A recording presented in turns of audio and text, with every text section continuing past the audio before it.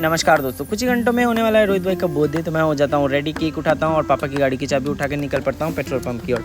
Petrol pump आते ही petrol भरवा लेता हूँ और निकल पड़ता हूँ अड्डे की ओर, जहाँ पे रिकेश भाई मेरा वेट कर रहे थे। यहाँ पे उन्होंने ऑलरेडी ऑर्डर दे रखा था, तो यहाँ पे डिनर कर लेते हैं हम दोनों भाई मिलके। डिनर कंप्लीट हो जाता है, फिर हम पहुँच जाते हैं खोड़ीबाड़ी। उतने में ही हमें शाबाज भाई और अनुज भाई भी ज्वाइन कर लेते हैं। अभी काफ़ी ज़्यादा टाइम है उनके बर्थडे के लिए, इसीलिए हम इधर उधर घूम रहे होते हैं। जैसे 12 बजने में 15 मिनट बाकी रहता है, हम पहुँच जाते हैं रोहित भाई के घर के बाहर। रोहित भाई के घर के बाहर पहुँच के हम उसके घर पर पत्थर मार रहे होते हैं और उसकी मम्मी शायद चिल्ला भी रही होती, बट हमें फ़र्क नहीं पड़ता।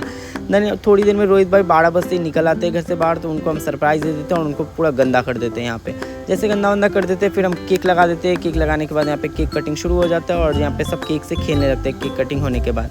उसके बाद रोहित भाई के घर से पाइप निकल आता है और हम सब मुंह हाथ धोने लगते हैं। क्या ही बताऊँ गाइस, लिटरली हम सभी नहा चुके होते हैं और मुझे जाना होता है सबसे दूर।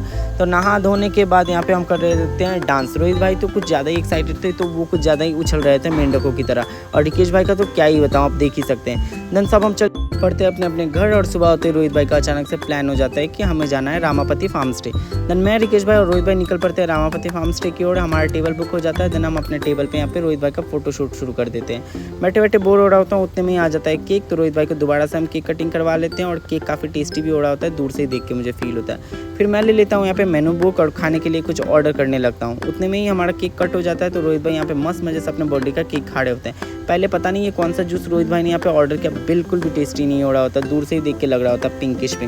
मैं और रिकेश भाई भी ट्राई करने लगते हैं और मैंने जैसा सोचा था वैसे ये जूस निकला। सीरियसली गाइस, थोड़ा भी अच्छा नहीं हो रहा होता। एनीवे कोई नहीं। देन हम खाना वाना ऑर्डर कर लेते हैं। उतने में ही आ जाता है हमारा चिकन लॉलीपॉप। काफ़ी देर वेट करने के बाद फाइनली हमारा चिकन लॉलीपॉप आ गया था, तो हम तीनों भाई बैठ के यहाँ पे खा रहे थे।